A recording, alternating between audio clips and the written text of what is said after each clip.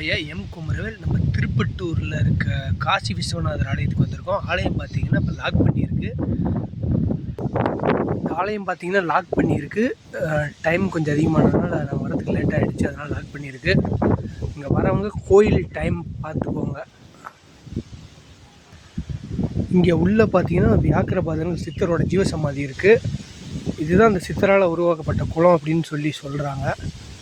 But ஆனால் இன்றைக்கி உள்ளே போக முடியல. பட் வெளியே இருந்து வீடியோ எடுத்து உங்களுக்கு காட்டுறேன். இந்த குளம் தான் காசிக்கு நிகரான குளம்னு சொல்லுவாங்க. தீர்த்த தண்ணி மாதிரி இது தலைக்கு தெளிச்சிட்டு போகணும் இல்லை அப்படின்னு சொல்லுவாங்க. கோயில் வேலையும் ஆகிட்டுருக்கு.